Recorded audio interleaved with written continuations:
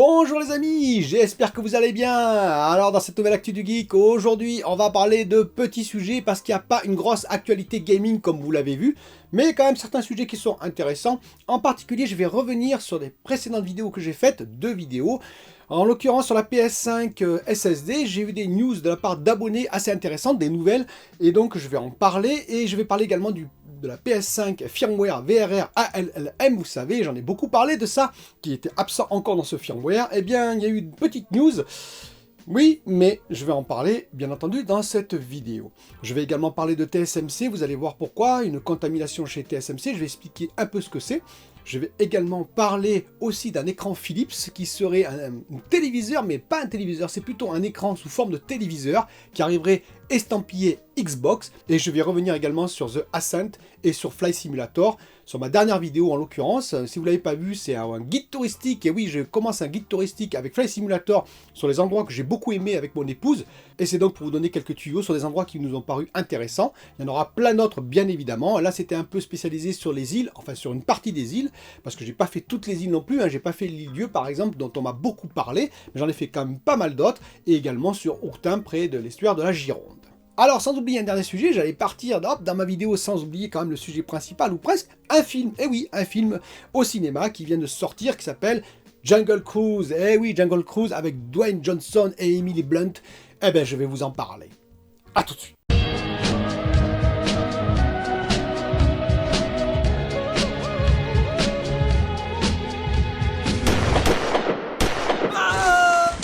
Alors d'abord, pour ceux qui s'interrogeraient sur mon t-shirt, non, ne vous inquiétez pas, je ne me prends pas pour le dominateur du monde, je ne me prends pas pour Galactus ou Thanos, non, en aucune façon. C'est juste un petit clin d'œil de ma femme, parce que comme je joue aux jeux de rôle, en particulier à DD, à Donjons & Dragons, mais à beaucoup d'autres jeux de rôle, et bien entendu, il y a de la maîtrise aussi, vous pouvez passer du côté des maîtres de jeu, et donc voilà, c'est un petit clin d'œil de sa part qui m'a fait beaucoup sourire à l'époque. Commençons tout de suite par cette news. TSMC a eu apparemment ce week-end une contamination en 5 nanomètres sur sa ligne de production de 5 nanomètres à Taïwan, sur sa plus grosse usine à Taïwan. Ce serait un gaz qui serait responsable, un gaz, donc vous savez, il y a des gaz qui sont utilisés durant le process, pour différentes étapes de process, et celui-ci aurait été contaminant, c'est-à-dire qu'il aurait lâché des particules, alors qu'il ne devrait pas le faire normalement, sur les plaquettes de silicium, et donc s'il y a des particules, je vous ai déjà expliqué, défectivité, puce mauvaise, voire risque de fiabilité, c'est-à-dire que si la puce n'est pas mauvaise à l'instant t égale 0, dans le temps, eh bien, elle peut se dégrader et être mauvaise au bout d'une semaine, un mois, un an, etc. Bon, rassurez-vous, donc ils ont fait des rappels d'équipe, c'est-à-dire que, grosso modo, il y avait une équipe, vous savez, ça tourne en 5-8, normalement, enfin, on s'appelle ça du 5-8, parce qu'en fait, le week-end, c'est plutôt 12h et 12h, c'est-à-dire 12h la journée et 12h la nuit, pendant 2 jours, pour les équipes qui sont de week-end, et le reste du temps, c'est plutôt 8h. Alors, à la base, je ne connais pas les horaires, c'est peut-être un peu différent de la France, mais donc, c'est des équipes tournantes, on va dire. Ils ont rappelé probablement l'équipe de maintenance, qui pour aider, supporter l'équipe de maintenance qui était déjà là, et pour essayer de rétablir au plus vite la ligne de production, en remplaçant tout ce qui était bonbonne de gaz, etc., en purgeant les machines, etc., etc. Alors, est-ce que c'est grave? En théorie, non, si c'est pris très tôt et si c'est maîtrisé, c'est-à-dire si on connaît les lots qui sont affectés, ce qui est le cas par ce gaz, donc ils vont être contrôlés, il y aura des processus d'identification d'éventuels problèmes, en particulier en défectivité et en paramétrique test, et ensuite en ce qu'on appelle en test final, un peu plus poussé peut-être sur ces lots pour savoir s'ils ont d'éventuels problèmes ou pas. Donc je pense qu'il n'y a pas trop d'inquiétude à avoir pour l'instant. On verra s'il y a des lots d'e-scrap, c'est-à-dire des plaquettes de silicium qui sont jetées à la poubelle, mais pour l'instant, en tout cas, pas d'informations là-dessus. Alors j'ai vu un article assez intéressant sur un nouveau Philips Momentum qui serait estampillé spécial Xbox. Bon, je pense qu'il serait spécial PS5 aussi. Alors peut-être qu'il y a des fonctionnalités particulières pour le relier à la Xbox. Je ne sais pas ce que ça veut dire, parce que ça n'a pas été vraiment précisé, mais donc le Momentum Philips, avec l'Ambilight, vous savez, classique des téléviseurs, arriverait sur le marché en 55 pouces à 1400 €. Alors j'ai vu un article qui disait, c'est un téléviseur qui ne vaut pas le coup parce qu'il ne possède pas de tuner, il ne possède pas de l'équivalent de Smart TV, etc. Vous savez, pour accéder à Google, etc., etc. Vous savez, tous les menus qu'on a dans les téléviseurs classiques. Oui, mais parce que ce n'est pas un téléviseur. Eh oui, c'est un moniteur PC, ni plus ni moins. C'est-à-dire que c'est un moniteur PC sous forme de téléviseur avec une barre son, en plus une barre son de qualité. Et il est par contre estampillé 144 Hz jusqu'à 144 Hz. Il a une entrée par exemple DisplayPort, ce qui n'est pas sur les téléviseurs classiques, hein, pour mettre un PC. Alors il a une dalle VA qui va à 1200 nits en termes de luminosité, ce qui n'est pas si mal que ça. Il a le AMD Free5, il a le Nvidia G5, donc vous voyez il est vraiment estampillé moniteur et non pas téléviseur. Ça fait un peu la différence parce qu'il a des temps de latence évidemment extrêmement réduits également. Alors ce n'est pas l'équivalent vraiment des meilleurs moniteurs PC, mais quand même, il a vraiment des temps de latence réduits, des temps de réponse et tout ça réduits, ce qui fait que ça en fait quand même un moniteur plutôt correct. Et peut-être un peu meilleur que les téléviseurs. Donc, est-ce qu'il vaut le coup à 1400 €? C'est la question, à 55 pouces quand même, hein, il faut bien le reconnaître. Eh bien, écoutez, oui et non, ça dépend ce que vous voulez en faire. Si vous voulez l'utiliser pour votre PC, oui, je pense que ça peut valoir le coup par rapport à un téléviseur classique. Si vous ne regardez pas beaucoup de films ou de séries dessus, et vous pouvez de toute façon regarder des séries ou des films, ne serait-ce que par la Xbox par exemple, si vous faites plutôt des jeux, beaucoup de jeux, ben pourquoi pas, on va dire ce moniteur peut être intéressant, surtout si vous l'utilisez avec un PC. Maintenant, si vous l'utilisez avec une console, parce qu'il est estampillé Xbox, j'ai quand même des doutes parce qu'actuellement le LG C10, qui est quand même tout à fait estampillé aussi gaming finalement en temps de réponse, etc., etc., et en termes d'image, il est quand même meilleur que ce téléviseur, en termes de profondeur de noir, etc., etc., c'est du OLED, hein, et bien il a 1200 €, on le trouve à 1200 € le C10, hein, donc le modèle de l'année dernière, on le trouve à 1200 € en 55 pouces. Et si vous n'aimez pas le OLED parce que vous avez peur du marquage ou des choses comme ça, vous avez toujours par exemple le nouveau modèle TCL C825 55 pouces qu'on trouve aujourd'hui à moins de 1100 €. Moins de 1100 €.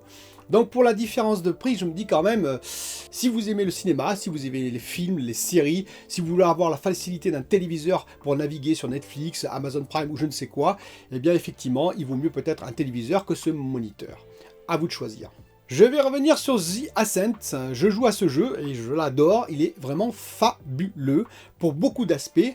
11 personnes qui ont développé ce jeu, et bien écoutez, moi je suis vraiment, voilà, je suis sur les fesses comme on dit, excusez-moi, parce que vraiment il est magnifique. L'ambiance sonore est superbe, ça bouge de tous les côtés. Lorsque vous combattez, donc je vous ai mis quelques images derrière d'une de mes parties, lorsque vous combattez, tout peut exploser, c'est assez fantastique. Vous tirez sur les véhicules par exemple, s'il y a des ennemis à côté, ça va exploser. Donc il y a une interaction avec le décor beaucoup plus poussée encore que dans Cyberpunk 2077. C'est là où je voulais en venir. Vous pouvez vous servir du décor pour vous défendre et pour attaquer. Bien entendu, il y a des armes qui sont de plus en plus sophistiquées, ça devient assez jouissif, hein, je le dis, en termes d'armes, en termes d'armement, c'est assez puissant ce que j'ai. Bien entendu, les ennemis en face sont aussi de plus en plus costauds, il faut le préciser, et l'IA n'est pas à la fraise, comme je l'ai déjà expliqué. Le monde, alors vous savez, Cyberpunk 2077, il y a Night City qui est magnifique, une ville très verticale. Oui, d'ailleurs on peut monter ou descendre un peu, mais ceci dit, on le ressent quand même assez peu parce qu'on ne peut pas rentrer dans les bâtiments. C'est un peu des vitrines, alors il y a quelques bâtiments où on peut rentrer, mais c'est assez faible. C'est un petit peu le syndrome de Watch Dogs Legion que j'avais déjà signalé, où bah, vous avez finalement des belles façades, mais ce n'est que des façades de cinéma. Et bien là, par contre, vous pouvez rentrer dans beaucoup d'endroits. C'est ça qui est bien aussi. C'est-à-dire que vous avez des endroits où vous pouvez rentrer et vous avez des choses à looter, des objets à looter, des missions potentielles et des ennemis à l'intérieur aussi. Donc vraiment, c'est un tentaculaire cette ville. Il y a tous les niveaux, vous descendez, vous montez, etc. Vous pouvez prendre le métro, vous pouvez prendre le taxi. Enfin, c'est juste génial. Le seul petit souci, et je le reconnais, qui ne me gêne absolument pas parce que je me suis habitué, puis bon, je suis un vieux de la vieille comme on dit, hein, donc c'était beaucoup ça à l'époque, c'est que c'est en 3D isométrique, et donc pour tirer, c'est pas évident, pour viser, c'est pas évident. Si vous faites L2 par exemple, et viser, c'est quand même assez difficile. Il vaut mieux tirer au jugé, je vous le dis tout de suite, hein, en le tirant que sur R2, avec en plus, en paramétrant la visée automatique au maximum, comme ça, ça facilite les choses, et vous verrez, ça se passe quand même pas si mal que ça, et il faut beaucoup bouger, bah, comme vous voyez ici, hein, il faut bouger tout le temps, donc les combats sont assez durs, il faut le reconnaître, les boss sont assez costauds, mais toujours pareil, hein, c'est un peu comme dans Demon's Souls, c'est-à-dire que vous arrivez devant un boss, vous n'arrivez pas à le passer, et bien vous allez faire d'autres missions à côté, vous allez monter en compétence, en niveau, en puissance, et vous revenez, et vous le battez. C'est aussi simple que ça. En plus, là, l'avantage d'ici par rapport à Demon's Souls, c'est que quand même, vous avez plein de missions annexes. La ville est tentaculaire, comme je vous l'ai expliqué, et donc, si vous n'arrivez pas sur la mission principale à continuer, ben, vous faites d'autres missions, il y a plein d'autres missions, avant de revenir à la mission principale. Mais je reconnais que ce petit point, la 3D isométrique, et donc ce tir, on va dire, un peu au jugé, est quand même assez déstabilisant. Alors revenons sur la PS5 SSD, vous savez le logement interne, j'avais parlé des Seagate qui étaient très très chers, j'avais dit attendez, et il y a des abonnés qui m'ont dit oui mais il existe d'autres solutions. Tout à fait, moi je parlais d'ailleurs du Seagate, un nouveau modèle qui est arrivé et je le trouve très cher. Mais effectivement ils ont raison les abonnés, en se renseignant un peu, on peut trouver d'autres modèles internes qui seront moins chers, je vais en parler après, et qui feront tout à fait l'affaire.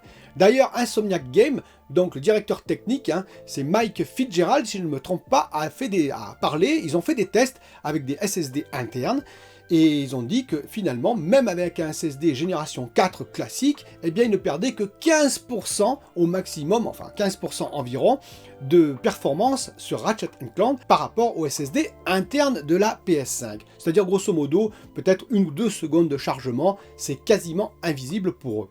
Alors, il y a plusieurs SSD qui sont déjà sortis, hein, qui sont compatibles vis-à-vis de la PS5, logement interne, je vous rappelle, il y a des spécificités en termes de taille, attention, mais ces modèles que je vous indique sont visiblement compatibles. Il y a déjà, bien entendu, le 980, NVMe, hein, M.2, qui est à 200 € le 1 Teraoctet et qui fait très très bien l'affaire. Il y a également mon modèle de SSD qui marche très très bien, qui est dans mon PC actuellement, qui est le SSD Sabrine Rocket, qui ne nécessite pas apparemment de radiateur supplémentaire. Moi j'en ai mis un supplémentaire pour mon PC, mais apparemment il y a déjà un système de refroidissement qui serait suffisant, qui montrait à plus de 7000 mégaoctets secondes en lecture, et il est à 220 €. Donc on peut trouver des solutions à 200, 210 €, 220 €, c'est-à-dire l'équivalent finalement de ce qu'on en a actuellement dans la Xbox, à un détail près, et donc avec bien entendu plus rapide, qui soit spécialisé pour la PS5. C'est possible.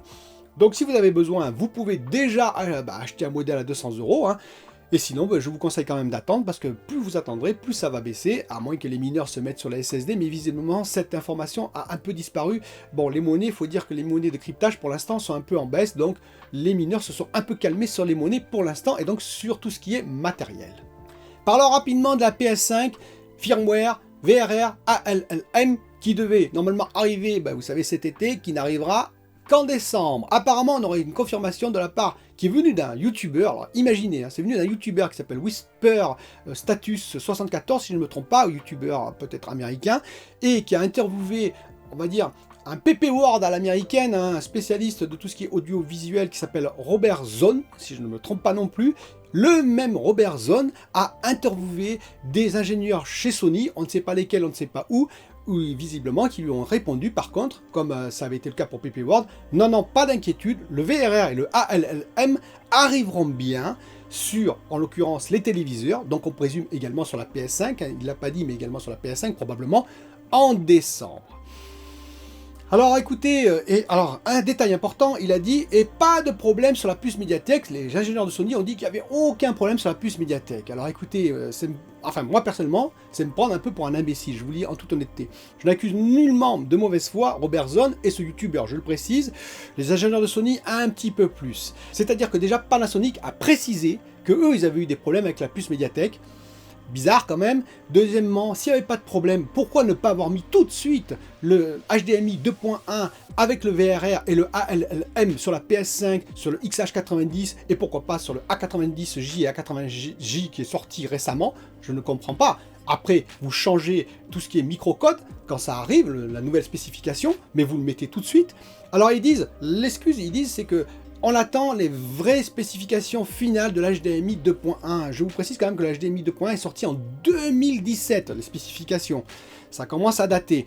Mais certes, il y a encore des modifications qui vont peut-être arriver, qui vont permettre effectivement de faire marcher avec la puce Mediatek, tout ce qui est VRR par exemple, sur la PS5, sur le XH90 et j'en passe. C'est une très bonne nouvelle, j'espère que ça arrivera bien en décembre, mais ça fera quand même 16 mois, plus de 16 mois, sans compter la conception, parce que bien entendu, quand vous sortez une PS5 ou une XH90, un téléviseur XH90, c'est pas le jour d'avant que vous allez implémenter le VRR par exemple, hein, vous avez pensé un petit peu avant quand même, quelques 6 mois avant par exemple, donc ça fait plus de 2 ans que cette histoire dure, où ils n'arrivent pas à implémenter le VRR et le ALLM dans le téléviseur.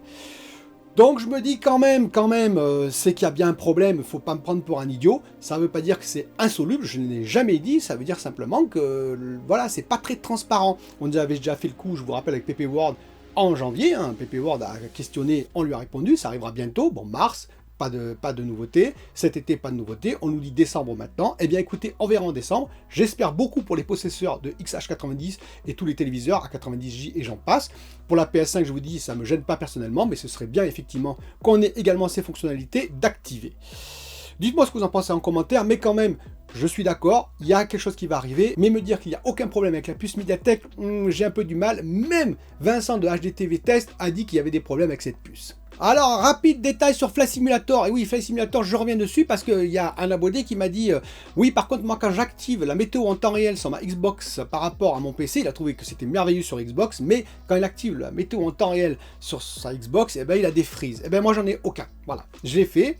D'ailleurs, vous le voyez ici, je n'ai aucun freeze. C'est-à-dire que moi, j'ai une connexion, c'est vrai, en fibre, hein, je le précise, donc ça turbine avec Orange. Vous en avez parlé il y a très très longtemps. Rappelez-vous, comparatif Red Orange. Écoutez, voilà, ça turbine. Et donc, quand ça turbine, bah, j'ai pas de problème, moi, du tout, en termes de rendu, en termes de freeze sur Flight Simulator. Et c'est juste magnifique. Et c'est vrai que dans la vidéo que j'ai fait ce week-end sur mon petit guide touristique, j'aurais dû mettre le temps réel. Bon, ça se trouve, ça n'aurait pas été très très beau, mais au moins, il y aurait les nuages en dynamique, le temps en dynamique. Et ça augmente énormément encore la qualité graphique de ce jeu qui est déjà superbe. Pour finir, parlons de ce film. Eh oui, j'ai vu Jungle Cruise avec Dwayne Johnson et Emily Blunt.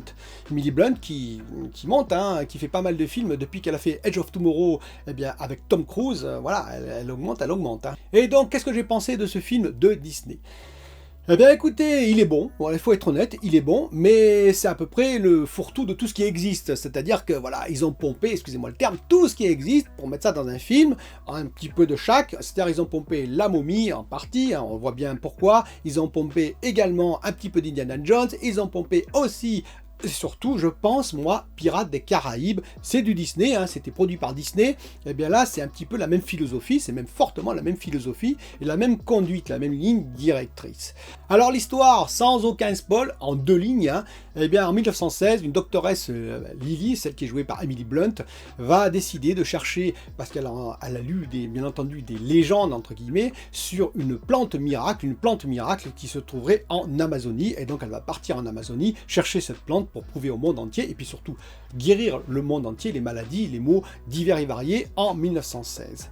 Grâce à cette plante miraculeuse. Et bien entendu, tous des péripéties vont arriver, et je ne vous en dirai pas plus. Mais que dire de ce film ? Eh bien, je vous le répète, ça fait vraiment... c'est un peu en parallèle avec Pirates des Caraïbes, c'est-à-dire que Johnny Depp, ben vous vous rappelez, dans Pirates des Caraïbes, et bien là, c'est Dwayne Johnson qui joue un peu le Johnny Depp de circonstance. Alors bien entendu, l'acteur n'a pas la même prestance quand même que Johnny Depp. Il s'en sort très bien, Dwayne Johnson. Hein. Il est vraiment excellent. Hein. Un ancien catcheur, je vous rappelle, il est vraiment excellent dans ce rôle. Il le porte très très bien. Mais bon, il n'a peut-être pas tout à fait la même profondeur en termes d'acteur que Johnny Depp. Donc tout à fait les mêmes capacités d'aller aussi loin que ce que faisait Johnny Depp, par exemple dans Pirates des Caraïbes. Ceci dit, je vous répète, les acteurs sont bons, ils sont impliqués dans le rôle, les décors sont bien, les effets spéciaux sont pas mal du tout, moi j'ai trouvé personnellement. C'est un film qui tient la route, où vous allez passer en famille un bon moment, mais ça reste un Disney, hein, ne vous attendez pas à autre chose non plus. Il y a quand même une grosse surprise au centre, j'ai été assez surpris par un petit retournement de situation. Quand même, ils ont réussi au moins cet exploit-là, sinon le reste, c'est dans une ligne de conduite traditionnelle. Donc ça n'invente rien, donc pour moi, c'est un bon film, mais ça ne révolutionne en rien le genre. Ça se laisse regarder et vous prendrez grand plaisir, je pense, si vous avez aimé La Momie, si vous avez aimé, par exemple, Pirates des Caraïbes, ce genre-là, un petit peu en termes de découlement de Disney, vous aimerez, je pense, Jungle Cruise. Voilà, cette vidéo est terminée. J'espère que vous avez passé un bon moment en ma compagnie. N'hésitez pas, pouce bleu, commentaire, pouce rouge, si vous n'avez pas aimé, mais évitez quand même. Et puis bien entendu, un petit abonnement si vous n'êtes pas abonné. Je le rappellerai de temps en temps. C'est l'été, c'est très très calme en termes d'abonnement et en termes de vues, c'est calme aussi, mais c'est normal. Et moi, je vous dis à très très bientôt pour une nouvelle vidéo. Salut la bande de nazes!